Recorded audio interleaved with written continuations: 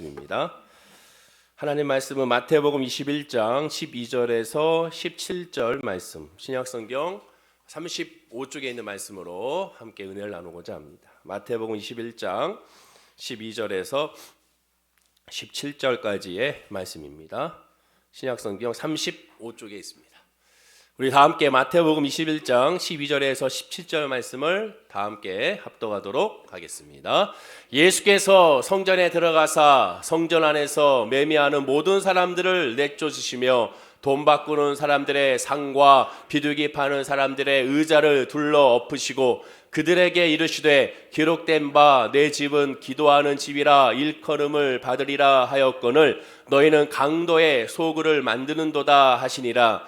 맹인과 저는 자들이 성전에서 예수께 나오매 고쳐 주시니 대제사장들과 서기관들이 예수께서 하시는 이상한 일과 또 성전에서 소리질러 호산나 다윗의 자손이여 하는 어린이들을 보고 노하여 예수께 말하되 그들이 하는 말을 듣느냐. 예수께서 이르시되 그렇다. 어린 아기와 젖먹이들의 입에서 나오는 찬미를 온전하게 하셨나이다 함을 너희가 읽어본 일이 없느냐 하시고 그들을 떠나 성 밖으로 베다니에 가서 거기서 유하시니라. 아멘. 하나님 말씀 마태복음 21장 12절에서 17절 말씀으로 내 집은 기도하는 집이라 라는 제목으로 말씀의 은혜를 나누고자 합니다. 지난주의 말씀과 같이 예수님은 유대인들의 찬송을 받으며 남녀노소 할 것 없이 모든 사람들의 찬송을 받으며 예루살렘 성으로 입성하게 된 것을 우리가 확인할 수가 있었습니다. 그때 정말로 많은 분들이 호산나 호산나 다윗의 자손이여 찬양하게 된 것을 보게 되죠. 또 종려나무 가지를 꺾어서 흔들고 또 그것을 피고 자기들의 겉옷을 벗어서 피면서 예수님을 환영하고 모셔드렸습니다. 자, 예수님은 이제 예루살렘 성으로 입성하자마자 그 길로 바로 성전에 들어가시게 되죠. 그것이 오늘 본문 12절의 시작입니다. 우리 다 함께 읽어보겠습니다. 시작. 예수께서 성전에 들어가사 성전 안에서 내쫓으시며 돈 바꾸는 사람들의 상과 비둘기 파는 사람들의 의자를 둘러 엎으시고 성전에 들어가셔서 매매하는 사람 쫓아냅니다. 매매하는 사람뿐만 아니라 또한 비둘기 파는 사람들, 동물을 팔고 제사의 동물을 파는 사람도 쫓아내게 된 것을 보게 되죠. 한번 상상해 보십시오. 하나님의 성전에서 지금 이러한 매매상들이 있으니 완전히 정신없었을 것입니다. 더군다나 동물들, 또 동물들 가운데도 소도 있을 것이고 양도 있었을 것이고 비둘기도 있는데 다 이 세 개의 동물의 특징 중 하나가 어마어마한 이 똥들을 다 거기 성전에다가 그 주변에다가 다 퍼뜨리게 된 것을 우리가 알게 되죠. 비둘기만 하더라도 어마어마한데 이 동물들이 한두 마리도 아니고 수많은 동물들이 그 안에 있었기 때문에 정말 이 안은 정말 그 난리였을 것이죠.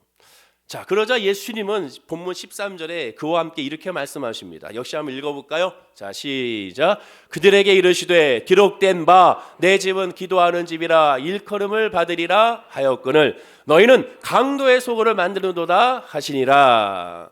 하나님의 말씀을 가르치고 그 말씀대로 살아야 될 이 주의 종들, 대제사장과 서기관들과 제사장들이 이러한 장사하는 사람들과 결탁함으로 말미암아 성전을 강도의 소굴로 만들었다고 예수님은 지책하시게 되죠. 그러면 그때뿐인가? 지금도 마찬가지입니다. 지금도 죄송하지만 세상같이 추한 부정과 사기가 여전히 교회 안에서도 이루어지고 있는 것을 보게 되죠.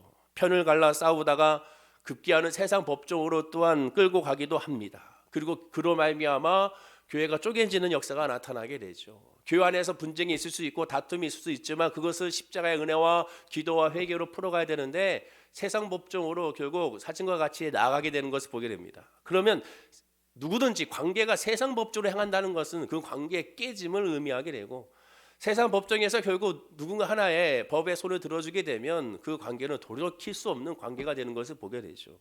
그런데 이러한 모습을 오늘날의 교회가 계속 하나님의 정의라는 이름으로 행하고 있는 모습을 보이게 됩니다. 안타까운 것이죠.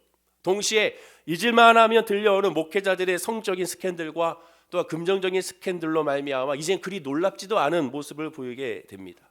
오죽했으면 인터넷 댓글을 보게 되면 이제는 세상 사람들은 교회가 이렇게 되다니 라는 놀라움을 얘기하고 안타까움을 얘기하는 것이 아니라 또 그놈들이구나 라고 말하는 것을 보게 되는 것이죠. 또한 이런 이들이 잘못임을 아는데도 불구하고 결국에는 이것을 계속 행하게 됩니다. 그러면 이것을 깨닫는데 복잡한 어떠한 논리나 어떠한 도덕성이나 종교성이나 영성이 있어야지만 이것들이 다 잘못됐다는 사실을 알 수가 있는가? 그렇지가 않죠. 어떠한 영성이나 도덕성이나 종교성이 필요가 없습니다. 상식으로만으로도 충분히 누구나 분별할 수가 있는 것이죠. 오늘 본문도 마찬가지입니다. 오늘 본문 15절을 우리 다 함께 한번 읽어볼까요? 자, 시작. 대제사장들과 서기관들이 예수께서 하시는 이상한 일과 또 성전에서 소리질러 호산나 다윗의 자손이 하는 어린이들을 보고 노하여. 대제사장과 서기관들이 그들이 노하고 있습니다. 그게 노한 이유는 세 가지죠. 예수님 하시는 이상한 일, 그 일하는 것은 바로 이 성전에서 질병을 치료하는 것을 말하겠죠. 또한 성전에 소리질러 호산나 다윗의 자손이 하는 어린이들을 보고 노했다라고 말합니다. 무엇보다 주목할 것은 호산나 다윗의 자손이여 하는 어린이들을 보고 노했다는 사실에 우리가 주목해야 됩니다. 처음에 예수님이 예루살렘 성으로 입성할 때는 다 환영했어요. 물론 유대 종교 지도자들은 지난주에 말씀과 같이 비하하면서 나사렛 출신이라고 비하하면서 예수를 소개했죠. 하지만 대다수의 유대 대중들은 예수님을 환영했습니다. 그리고 그들은 예수님을 향하여 호산나 찬양했어요. 그런데 오늘 본문에 보면 성전에서는 더 이상 이 어른들의 유대 대중들이 호산나 다윗의 자손이요라고 찬양하고 있지 않습니다. 그들은 입술에 아무런 고백을 하고 있지 않습니다. 반대로 누가 하고 있습니까? 사진과 같이 어린아이들만 성전에서 호산나 다윗의 자손이요 라며 여전히 예수님을 환영하고 예수님을 인정하고 예수님을 찬양하고 있습니다. 아이들만큼은 예루살렘 성에 입성할 때와 마찬가지로 변하지 않고 성전을 청소하시고 또한 그들을 꾸짖으시는 그 예수님을 향하여 찬양하고 있다는 것이죠. 마치 벌거벗은 임금님의 동화와 같이 어린이도 알 수 있는 사실을 어른들은 알면서도 지금 침묵하고 있는 것을 우리가 알 수가 있게 됩니다. 유대인들이 예수님을 향해 더 이상 찬양하지 않는 이유는 그건 무엇일까요? 왜 이들은 더 이상 찬양하지 않을까? 왜 오늘날 교회사적으로 그지 복잡하지 않은데도 불구하고 잘못된 부분에 대해서 많은 사람들이 이야기하지 않고 있을까? 그 이유가 무엇일까? 가장 표면적으로는 돈을 사랑하기 때문인가? 물론 그렇죠. 돈을 사랑하기 때문에 그렇습니다. 그럼 당시 예수님 시대 유대 종교 주자들 돈 때문에 예수님 호산나 다윗의 자손이라며 찬양하고 있는 어린아이들을 그렇게 꾸중한 것인가? 노하고 화를 낸 것인가? 물론 그렇기도 합니다. 하지만 거듭 강조하지만 이건 표면적인 이유죠. 진짜 이유가 있었고 그 진짜 이유 때문에 그러한 행동이 드러난 겁니다. 마음 가운데 있었던 생각과 마음 가운데 있었던 그러한 모든 것들을 가치관과 의견들이 결국 우리의 태도로서 행동으로 드러나게 된 것이죠. 핵심적인 이유는 다른 것에 있습니다. 당시 유대 종교 주자들은 사내들인 회원 공예원이었기 때문에 생활에 궁핍하지 않았습니다. 권력도 명예 그것도 역시 다 가지고 있었어요. 유대 사회 최고위층에 있었고 영성적으로 종교적으로 사회적으로 정치적으로도 그들은 많은 유대 대중들에게 인정받는 사람들이었습니다. 오늘날의 장차관 국회의원급의 사람들이었죠. 세상 사람들로부터 하나님에게 가장 가까이 서 있는 경건한 자라는 칭찬과 존경을 받는 사람이었고 심지어 예수님의 제자들조차도 이들이 아니면 누가 천국에 가겠습니까? 라고 질문할 정도로 그렇게 종교적으로 또한 사회적으로 정치적으로도 인정받고 있는 사람들이었습니다. 즉 유대 종교 지도자들은 모든 것이 부족한 것 하나 없기 때문에 다 갖춘 자이기 때문에 결국에는 완벽한 삶을 영위하고 있었죠. 돈이 없기 때문에 명예가 없기 때문에 지위가 없기 때문에 권력이 없기 때문에 라는 뜻이 아니라는 겁니다. 오히려 그 반대입니다. 없기 때문이 아니라 있기 때문에 권력을 있었고 지위가 있었고 돈이 있었고 명예가 있었기 때문에 인간이라는 존재는 더 갖고 싶어서 더 죄악 가운데 있음을 우리가 발견하게 되죠. 출애굽기 23장 전체는 대제사장의 복식에 대한 규정입니다. 28장 전체가 대제사장의 옷이 어떻게 구성되어 있고 어떻게 만들어야 되고 어떻게 입어야 되는지를 설명하고 있어요. 대제사장의 복식을 살펴보게 되면 최고의 옷감을 사용하여 정교하게 자수로 넣었습니다. 사진과 같이 대제사장은 어디서 보더라도 그 의복은 확실하게 구별이 되죠. 무엇보다 가슴에 흉패가 있고 그 어기에는 보석들로 가득 차 있습니다. 자, 그럼 이 12지파를 상징하는 보석들이 있다는 것은 어디에서 보더라도 빛만 비치면 반짝반짝 비쳐서 아, 저분이 대제사장이구나, 저분이 주의 종이구나, 저분이 하나님의 사람이구나 하는 사실을 어느 누구도 쉽게 발견할 수가 있게 되죠. 세상에 없는 최고의 옷과 최고의 모자와 최고의 의복으로 하나님은 대제사장의 복식을 만들라고 명령하게 됩니다. 그 이유가 뭘까요? 바로 하나님 앞에 죄를 빌어야 되는 존재로서, 세상 사람들에게 구별된 존재로서 자기가 어떠한 존재인지를 정체성을 깨달아 하나님 앞에, 또한 세상 앞에, 사람들 앞에 바로 서고자 하는 의미가 이 대제사장의 복식 가운데 있게 됨을 확인하게 됩니다. 그러나 본문에서 어린아이들도 알 수 있을 정도로 너무나도 쉽게 알 수 있는 것을 이들은 하나님과 사람 앞에 부정부패하고 있는 것을 보게 되죠. 오늘날도 마찬가지입니다. 세상을 거룩하게 변화시켜야 될 곳이 교회인데 오히려 세상이 교회를 염려할 정도로 너무나 비상식적인 작태가 계속 지속되고 있죠. 얼마 전 국민일보에 기사가 났습니다. 교회 신뢰도에 대해서 조사했죠. 2000년도, 2001년도, 2002년도를 조사했습니다. 올해도 이제 곧 조사하겠죠. 신뢰도를 보면 2000년도에 32%를 교회를 신뢰했습니다. 2001년도에는 훅 떨어졌죠. 21%. 작년 4월 달에 18%로 교회 신뢰가 훅 떨어지게 되죠. 올해 또한 조사 곧 할 텐데 여기서도 올라갈까? 분명히 떨어졌을 것이라고 생각이 들게 됩니다. 그럼 그 원인은 뭘까? 딱 하나죠.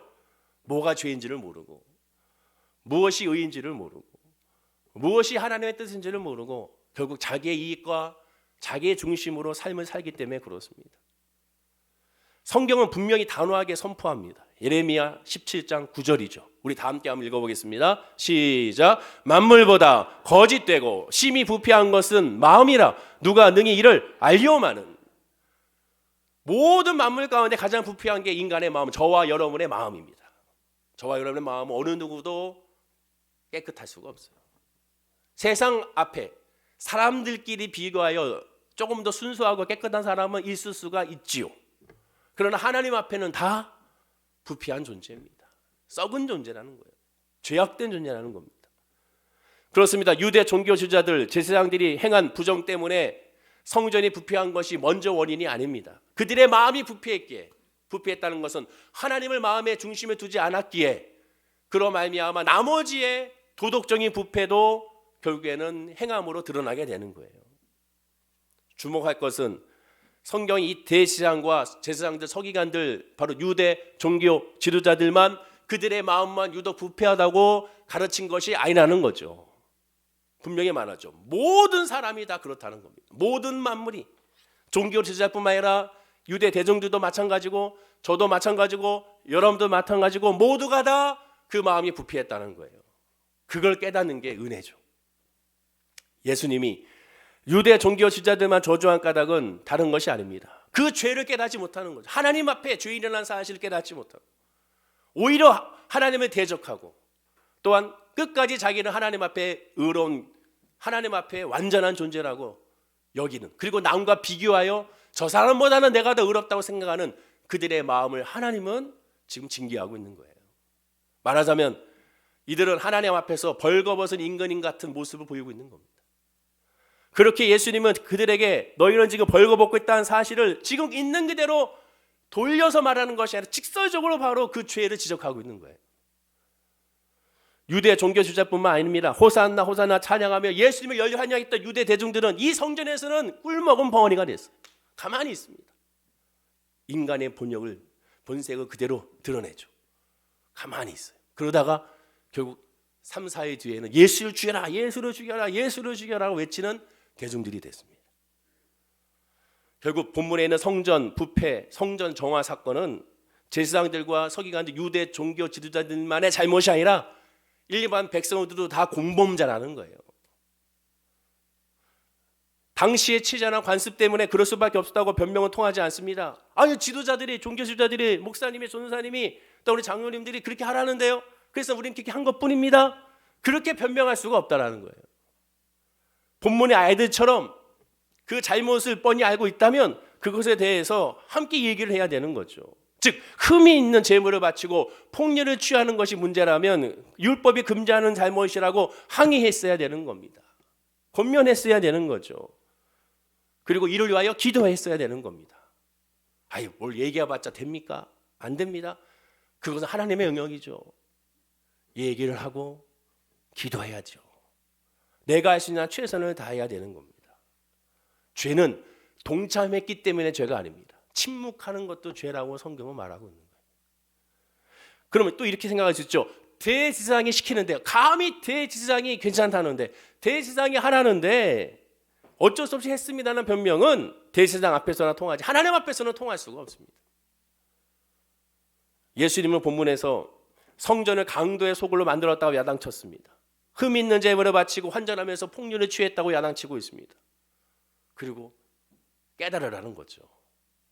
자, 그런데 또 이상한 건 예수님의 가르침을 가만히 보면 강도의 소굴을 만들었다고 말씀하시면서 너희들은 흠 있는 제물을 환전하고 폭렬에 취했다고 말씀하고 성전을 정하시면서 지금이 이 예배가 잘못됐다, 이 제사가 잘못됐다고 말씀을 했으면 그러면 상식적으로 어떻게 생각해야 됩니까? 어떻게 예배를 드려야, 어떻게 제사를 해야, 지금 이 제사법이 잘못됐으니까 다시 율법대로 레위기에 있는 말씀과 같이, 모세오경의 말씀과 같이, 모세를 통한 가르침과 같이 다시 이렇게 제사를 드려라라는 그런 가르침이 있는 것이 상식적인 것이 되겠죠.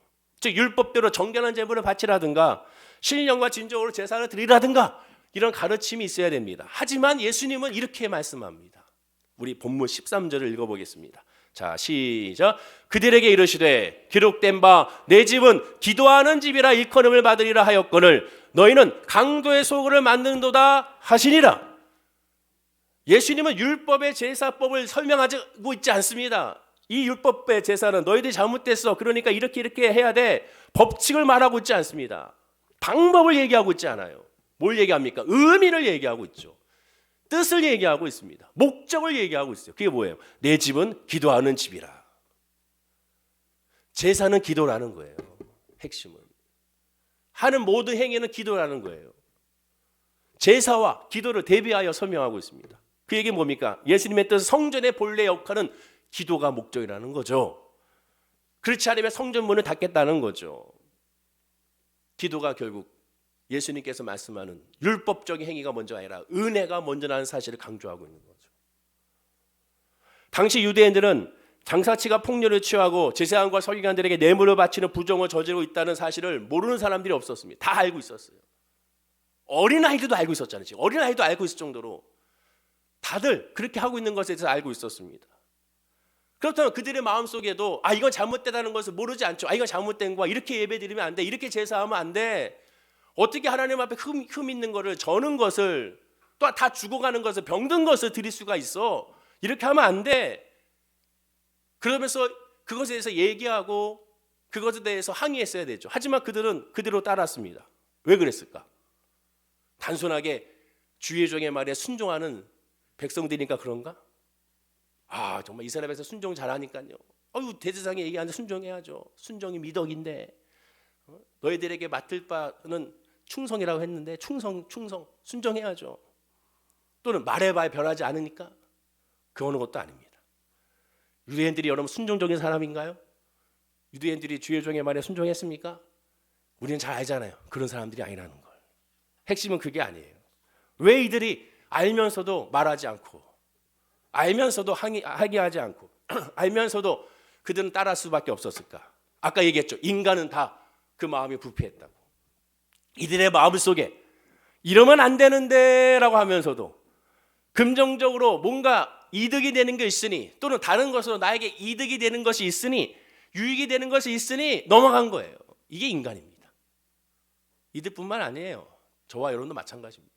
이러면 편법인 걸 알면서도 나에게 이득이 있으면 넘어갑니다. 진학의 문제나 취업의 문제나 사업을 할 때도 마찬가지잖아요. 이러면 안 되는데, 양심적으로 이렇게 하면 안 되는데, 이건 편법이야, 이렇게 하면 안 되는데, 예수 믿는 사람이 이러면 안 되지. 하지만 다 그렇게 하는데 뭘. 그러면서 어떻게 합니까? 넘어가죠. 법에서는 금지하고 있지만 넘어갑니다. 예전에는 과외가 금지였죠. 그러나 다 하는데 뭐 몰래 해서 하고. 예수 믿는 사람, 그게 다 인간의 마음이죠. 똑같아요. 나에게 이익이 있으면 넘어가는 거예요. 그런데 반대로, 그럼 나에게 뭔가 조금이나 손해가 있으면 사람은 넘어가지 않습니다. 유대 백성들이 순종적인 사람인가요? 아니라고 그랬죠. 그 예가 어디 있어요? 출애굽할 때 보십시오. 출애굽기에서 수많은 하나님의 기적을, 놀라운 하나님의 역사를 경험했던 이스라엘 백성들이 출애굽하고 나서 히브리 민족들이 자기들에게 조금이라도 이제 이익이 없자, 즉 먹을 것이 조금이라도 없고, 조금만 물이 없고, 조금만 고생스럽고 힘들자, 그들은 어떠한 반응을 보입니까? 모세에게 달려가서 원망과 불평하잖아요. 그것도 어떻게 합니까? 대표적으로 출애굽기 14장 11절과 12절에 이렇게 말합니다. 제가 읽어드리면, 그들이 또 모세에게 이르되, 또 모세에게 이르되, 또잖아요, 또 애굽에 매장지가 없어서 당신이 우리를 이끌어내어 이 광야에서 죽게 하느냐? 어찌하여 당신이 우리를 애굽에서 이끌어내어 우리에게 이같이 하느냐? 우리가 애굽에서 당신에게 이른 말이 이것이 아니냐? 이르기를 우리를 내버려 두라. 우리가 애굽 사람을 섬길 것이라 하지 아니하더냐? 애굽 사람을 섬기는 것이 광야에서 죽는 것보다 낫겠노라라고 말합니다. 이게 인간의 모습이에요. 나에게 조금이라도 이익이 없으면 그냥 화가 나는 겁니다. 하나님 뭐도 없어요. 은혜 이것도 성령도 없습니다. 나에게 이익이 좀 떨어지고 뭔가 다른 사람과 비교하여 내가 손해가 느껴지고 소외된다 생각하면 바르르 떠는 것이 인간이에요. 이게 인간의 모습입니다. 이것이 하나님 앞에 또한 죄로서 드러나게 되는 거죠. 유대인들은 순종적으로 대제사장의 말에 순종한 것이 아닙니다. 다른 제사장들의 말에 순종한 것이 아니에요. 자기들에게 이익이 있으니 순종한 거예요. 그러니 예수님은 지적한 겁니다. 그럼 그 이익이 뭘까요? 크게 두 가지입니다. 첫째는 제사도 드리고 돈도 버는 거죠. 예수님은 그것은 불가능하다고 했습니다. 물질과 하나님을 동시에 섬길 수가 없다라고 했어요. 그러나 이들은 있다라고 생각한 겁니다. 또 그렇게 행해 왔어요. 누가복음 16장 13절에 말합니다. 우리 한번 읽어볼까요? 자, 시작. 지파인이 두 주인을 섬길 수 없나니 혹 이를 미워하고 저를 사랑하거나 혹 이를 중히 여기고 저를 경히 여길 것임이니라. 너희는 하나님과 재물을 겸하여 섬길 수 없느니라. 예수님은 분명히 섬길 수 없다라고 합니다. 그러나 이들은 지금 그렇게 하고 있어요. 제사도 드리고 돈도 봅니다. 어떻게 돈 봅니까? 성경의 율법에 분명히 흠이 없는 것을 하나님께 드려야 돼요. 자, 흠이 없는 게 100원이라고 칩시다. 100원을 내야 흠 있는 그 재물을 하나님께 드릴 수가 있어요. 그러나 이제 흠 있는 게 아니라 저는 것, 병든 것을 가지고 왔습니다. 정상적으로 흠 있는 것이라면 장사치 폭리를 취하게 해요. 150원이든 200원이든 받았겠죠. 하지만 거의 다 죽어가는 거, 또한 다리 한쪽이 없는 거, 또 귀가 없던가, 또한 다른 동물에 의해서 물림을 당해가지고 거의 뭐 골골하는 것들을 가지고 와가지고 100원을 맞는 것이 아니라 90원을 맞든 80원을 맞는 겁니다. 그러면 100원이면 이 제사에 돈이 들어야 됐는데 90원이나 80원이나 50원이 들어가서 이미 다 죽은 것도 가능하다면 어떤 마음이 듭니까? 그것이 한 번 아니라 계속 제사를 드리잖아요. 여러 번 반복되다 보면 그것이 나에게 이익이 되는 거예요. 더군다나 핑계를 대죠. 제사장님이 괜찮대. 제사장님이 받아준대. 아, 이건 하나님께서 연락하신대. 거기에 그냥 동참하는 거죠. 나에게 이익이 있으니, 돈을 조금 줄일 수 있으니, 그러니 그것에 대해서 더 이상 말하지 않고 따라가는 겁니다. 거기다가 하나님의 은혜를 거기에 덧입혀가지고, 그게 인간의 마음의 부패입니다. 두 번째 이익은 뭡니까? 제사를 드렸다는 안도감이죠. 야, 예배 드렸어. 안도감. 하나님께 나는 드렸어. 율법에 정한 바 나는 내가 해야 될 몫을 드렸어.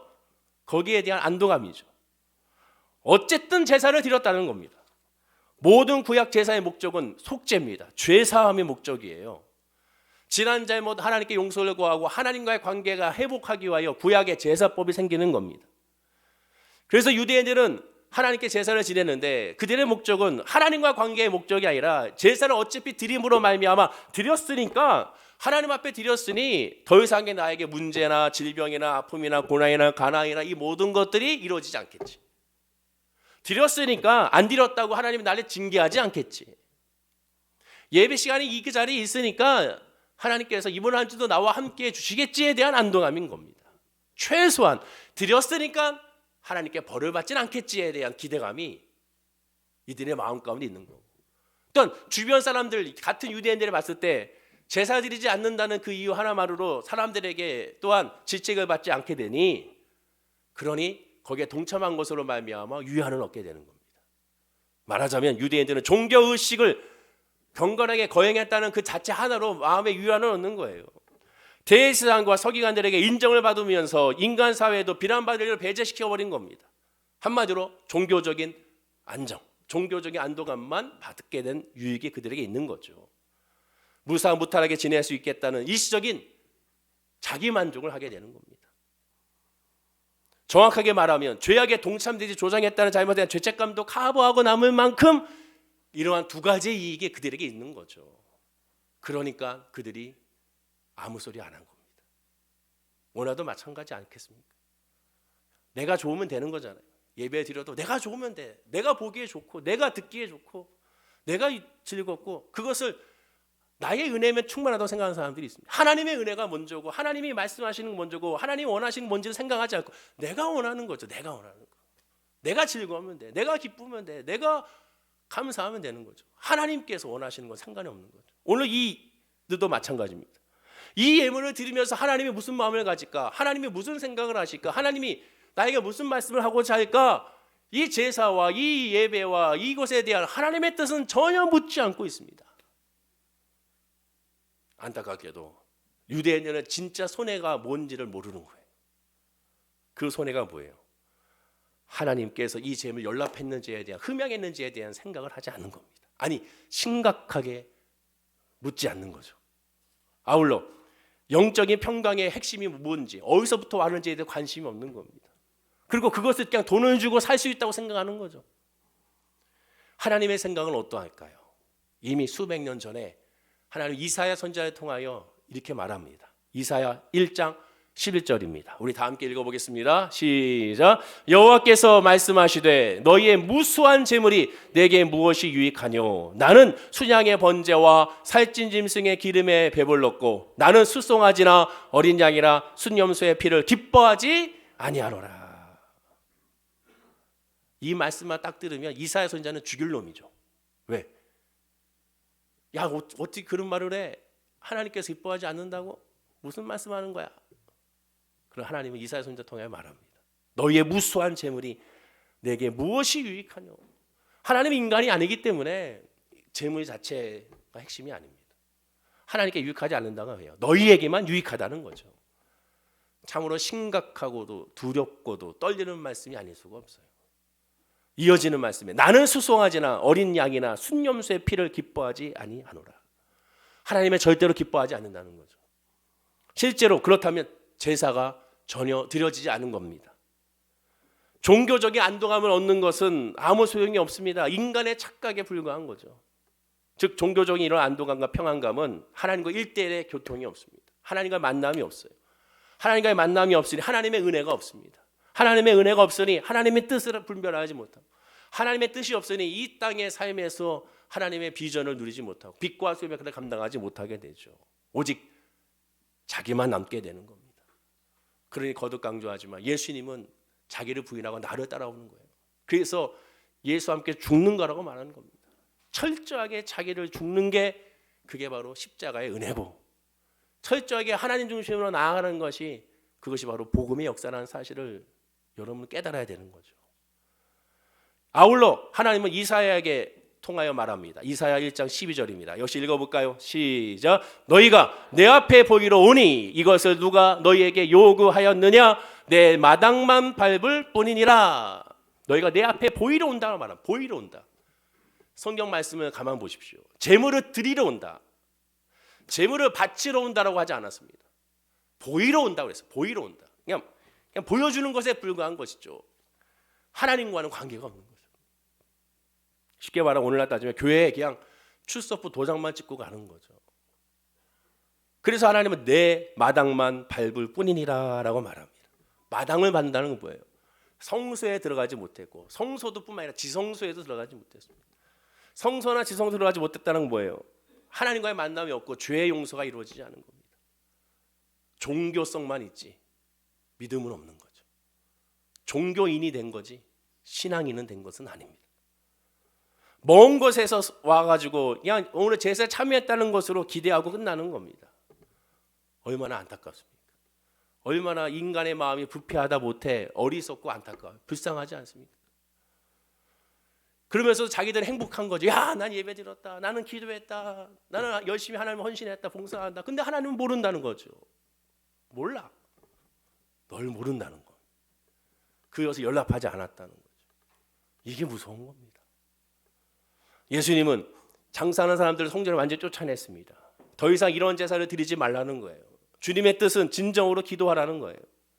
진정으로 기도하라. 재물만 보이러 오지 말고 심령 중심을 꺼내어 하나님께 보이라는 거죠. 왜? 하나님은 마음의 중심을 보신다고 하잖아요. 하나님은 율법 중심이 아닙니다. 마음 중심이에요. 그 마음이 율법으로 흘러가게 되는 거죠. 율법을 통하여 내 마음이 어떠한지를 밝히고 그 마음이 하나님 중심이 아니라는 걸 깨달아 하나님께로 돌아오는 것이 바로 믿음이고 예배고 기도입니다.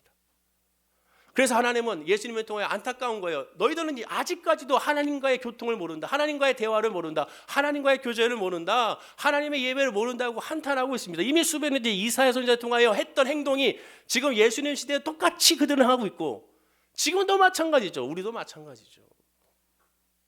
나의 이익이 아니면 예배에 집중하지 않습니다. 나의 응답이 아니면 하나님 중심으로 서지 않는 사람들이 얼마나 많습니까? 주님 중심으로 바로 서야 되는 거죠. 그래서 예수님은 말합니다. 요한복음 4장 24절이죠. 우리 다 함께 읽어보겠습니다. 자, 시작. 하나님은 영이시니 예배하는 자가 영과 진리로 예배하시리라. 하나님이 예배하는 자 영과 진리. 하나님 예배하는 자를 율법으로 예배하라가 아닙니다. 행함으로 예배하라는 것이 아니에요. 규칙으로 예배하라가 아닙니다. 영과 진리로 예배할지어다. 영, 하나님의 성령과 진리 예수 그리스도로 말미암아 예배하라는 거죠. 영이신 하나님, 진리이신 예수님으로 의지하여 하나님을 대면할 수가 있는 겁니다. 바로 그렇게 예배할 때 우리는 진정으로 하나님의 은혜 안에 거할 수가 있는 거죠. 예수님 오셔서 우리의 모든 죄를 다 사하셨습니다. 구약의 모든 제사는 일회성이고 완전하지 않지만 예수님 오셔서 이제 모든 죄를 사하시고 그 이름을 믿기만 하면 우리는 구원의 은혜 안에 거하게 되는 거예요.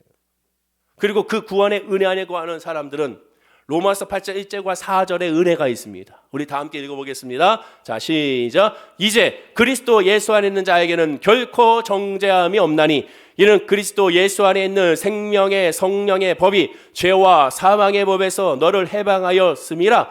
육신은 따르지 않고 그 영을 따라 행하는 우리에게 율법의 요구가 이루어지게 하려 하시니라 라고 말합니다. 이제는 예수 안에 있는 자예요. 예수 중심으로 하나님 중심으로 하나님 믿음으로 말미암아 예배하는 신령과 진정으로 예배하는 자가 되는 거예요. 그리고 그 믿음의 은혜 안에서 우리는 기쁨을 누리게 되는 겁니다. 십자가의 복음은 예수 죽음과 함께 예수 부활로 완성이 돼요. 죽음에서 끝나는 것이 아니라 함께 주님과 부활을 해야 되는 겁니다. 그로 말미암아 우리는 승리할 수가 있는 거죠. 율법의 모든 제사가 속죄가 중심이라는 것은 진정한 속죄가 없으면 하나님의 은혜가 없다는 거고, 진정한 속죄가 없으면 하나님과 화목이 없다는 거고, 진정한 속죄가 없으면 하나님과 동행이 없는 거고, 진정한 속죄가 없으면 하나님의 역사하심이 없는 겁니다. 하나님은 그래서 말합니다. 수많은 재물과 고기와 피에 질렸으니 제발 갖고 오지 마라. 그 마음에 하나님에 대한 중심이 없기 때문에 그렇죠. 하나님에 대한 생각이 없어요. 하나님에 대한 마음이 없습니다. 주님의 뜻에 대해서 생각이 없으니 몸만 와 있지 마음은 딴 데 있으니 아무런 의미가 없는 거죠. 사람들과의 관계도 마찬가지잖아요.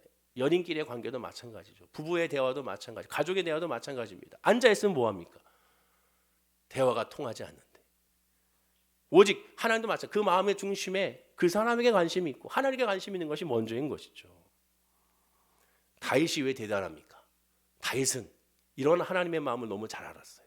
그래서 그가 고백합니다. 시편 51편 16절입니다. 역시 읽어볼까요? 시작. 주께서는 제사를 기뻐하지 아니하시나이다. 그렇지 아니하면 내가 드렸을 것이라. 주는 번제를 기뻐하지 아니하시나이다. 여러분, 이 말씀 한 구절만 딱 떼서 유대 종교 지도자들에게 보여주십시오. 어떤 일이 일어날까요? 제사장이요, 제사장이요, 제사장이요. 저 다윗이 이렇게 말했습니다. 주께서는 제사를 기뻐하지 아니하시고 그렇지 않으면 내가 드렸을 것이다. 주는 번제를 기뻐하지 않는다. 그럼 막 흥분했겠죠. 옷을 찢고 난리 났겠죠. 무슨 소리야. 이어지는 말을 보십시오. 17절에 자 읽어볼까요? 시작. 하나님께서 구하시는 제사는 상한 심령이라. 하나님이여 상하고 통회하는 마음을 주께서 멸시하지 아니하시나이다. 다윗은 정확히 알았어요. 하나님 원하시는 거 상한 심령이라는 것. 마음의 예배, 마음의 제사, 마음의 할례가 먼저라는 사실. 자, 여기서 오해하면 안 됩니다. 이 상한 심령이 뭡니까? 상한 심령이 삶에서의 아픔을 얘기하는 것이 아니에요. 내가 질병에 걸렸으니까 그것으로의 마음, 그 질병에 걸린 것에 대한 상한 심령, 그게 아니에요. 문제가 안 풀리고 물질의 문제가 해결이 안 되고 직장과 사업적, 자녀의 문제 해결되지 않고 관계의 문제 해결되지 않는 삶 가운데 외로움, 답답함, 그게 상한 심령이 아닙니다. 다윗은 정확하게 얘기하고 있어요. 이 상한 심령이 뭔지, 그 상한 심령이 뭐예요? 이 시편 51편이 왜 기록이 됐습니까? 밧세바의 간음을 나단 선지자의 지적으로 말미암아 하나님 앞에 통회하고 자복하는 시잖아요.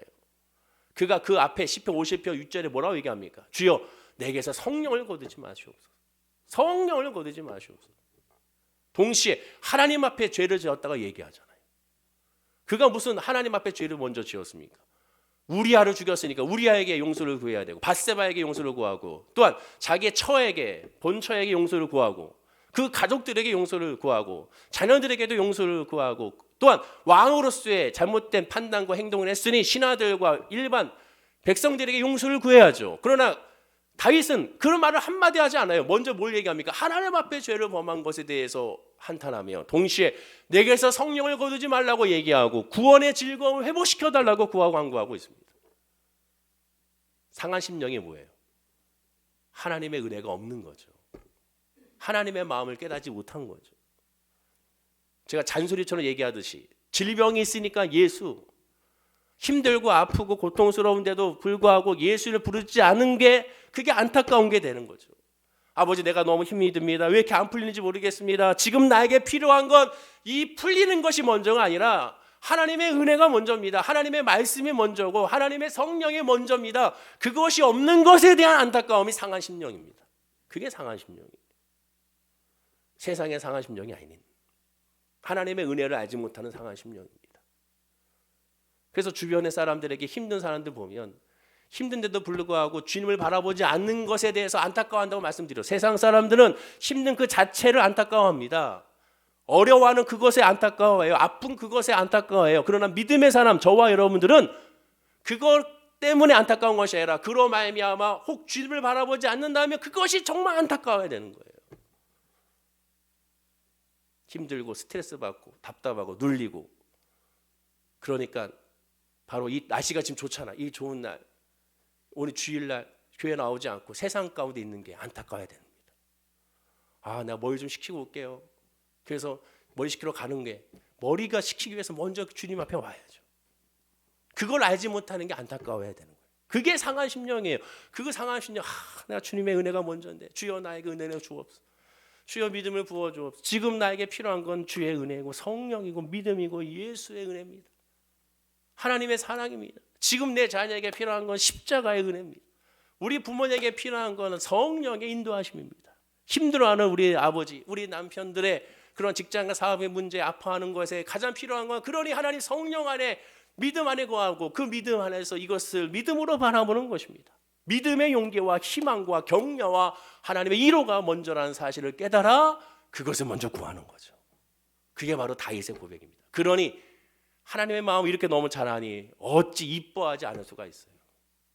정말로 얄미울 정도로 하나님의 마음을 너무 잘 알아서 하나님께 고백합니다. 말씀을 맺겠습니다. 오늘날 우리의 심령이 어떤지 한번 살펴보십시오. 혹 제사만 있고 기도가 없지 않은지 한번 살펴보시기 바랍니다. 아니 실제로는 설교와 기도가 폭포수처럼 넘쳐나고 있어요. 유튜브만 봐도 어마어마하게 쏟아집니다. 하나 보기 시작하면 알고리즘이 계속 찾아서 알려주잖아요. 그러나 대부분의 설교를 듣고 은혜 받고 하는 것이 과연 내가 듣고 싶은 말씀을 들어서 그런 건지, 내가 원하는 말씀을 들어서 은혜 받았다고 하는지, 주님의 말씀을 들었기 때문에 은혜 받았다고 하는지, 예수 그리스도가 없는 메시지는 의미가 없습니다. 예수 그리스도가 있는 메시지는 죄를 얘기하는 거고, 예수 그리스도에 있는 메시지는 죄와 속죄를 얘기하고, 이를 위해서 뭘 필요합니까? 성령의 충만함이 필요하고 은혜가 아니면 살아갈 수 없음을 고백하는 거예요. 기도도 나쁜 일만 생기지 않게 해달라는 것은 하나님 앞에 온전한 것이 아닙니다. 오직 기도로 주님을 발견하고 주님의 뜻을 알게 해달라고 구해야 되는 거죠. 내 주변에 동서남북에 어디에 있든지 하나님이 함께 하신다는 것을 깨달았도록 기도로 우리의 영안 있는 열리게 해달라고 기도하는 것이 기도하는 사람의 핵심이 되어야 되는 겁니다. 그래서 예수님은 내 집은 기도하는 집이라 라고 말씀하신 거예요. 하나님을 구하는 것이 내 집의 목적이라는 거죠. 교회의 목적은 예수 하나님을 구하는 것이 목적입니다. 그게 먼저가 되어야 되는 거죠.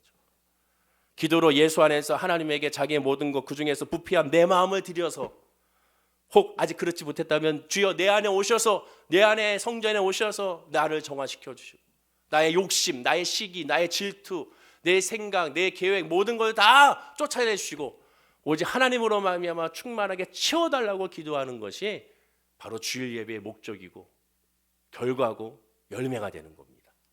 여러분들은 어떻습니까? 저도 그렇지만 우리는 이것을 먹고 구하고 간구해야 됩니다. 주여 내 심령에 아버지 제사만 있고 기도가 없지 않게 하여 주옵소서. 형식만 있고 은혜가 없지 않게 하여 주옵소서. 말만 번지르는 것이 아니라 정말로 그것이 느껴질 수 있는 은혜가 있게 해달라고 기도하는 저와 여러분들이 다 되어야 될 줄로 믿습니다. 마지막 한 가지만 말씀드리고 마치려고 하는데요. 예전에 새벽 예배 때 잠깐 말씀드렸지만 지난 병원에 딸아이의 그 진료 때문에 갔었는데 점심을 먹으러 식당에 들어갔습니다. 고대 병원의 식당에 들어갔어요. 들어가서 자연스럽게 이제 식사를 시키지 않습니까? 그럼 식사를 시켜가지고 앉아 있는데 제 대각선으로 모신사 한 분이 와가지고 식사를 하시려고 앉아 계십니다. 밥이 왔어요. 근데 밥이 딱 왔는데 기도를 하시더라고. 그럼 당연히 그냥 교회 다니시나 보다, 예수 믿나 보다 이렇게 생각했습니다. 기도하시고 식사를 드세요. 저도 이제 막 먹었죠. 근데 다 먹고 났는데 그분이 다 먹으면서 막 정리하면서 시판을 들고 이제 꽂으러 가셔야 되는데 그걸 다 정리하시면서 한 말씀 하시는 겁니다. 하나님 잘 먹었습니다. 감사합니다 이렇게 하시더라고요. 근데 거기서 전 적지 않게 충격을 받았습니다. 기도로 시작하고 기도로 끝냈습니다. 그게 충격이 아니라 하나님 정말 감사합니다. 잘 먹었습니다라는 그러한 메시지, 그 말 한마디 한마디에 그 노신사분의 그 말투와 그 억양과 그다음에 그의 눈빛과 그의 행동에서 정말 하나님과의 교제와 동행이 느껴지는 거예요. 느껴지는 거예요. 그 동시에 이렇게 생각해 보죠. 그럼 나는 느껴질까? 나의 기도에, 나의 설교에, 나의 봉사에, 나의 헌신에, 나의 행함에, 나의 걸어가는 모든 것에 누군가가 저 사람이 저렇게 하는 모습을 통하여 하나님과 동행이 느껴질까? 거기에 제가 충격을 먹은 겁니다. 기도했고 안 했고가 아니에요. 그 말을 전하는 그 모습을 통하여 하나님과의 교제, 정말 하나님께 감사하는 그 교제가 느껴진 거예요. 느껴진 거예요. 바로 오늘 본문에 하나님께서 원하시는 예배와 제사가 바로 이겁니다. 하나님과 그 교제. 그리고 그것이 주변 사람들에게 향기가 되고 편지가 되고 통로가 되는 것이 바로 그것이 복음 전파라는 거죠. 여러분들은 어떻습니까? 여러분들은 어떤가요? 저도 여러분도 하나님 앞에 이 상한 심령으로 그 은혜를 구함으로 말미암아 우리의 모습을 통하여 주의 향기가 드러날 수 있도록 기도하고 간구하는 어떠한 상황에서도 기쁨과 감사가 넘쳐나는 저와 여러분 되기를 간절히 축원하고 기도드립니다. 기도하겠습니다. 아버지 하나님 감사합니다. 내 안에 예수님이 오셔서 내 안에 있는 성전을 정화해야 될 줄로 믿습니다. 주여 오시옵소서.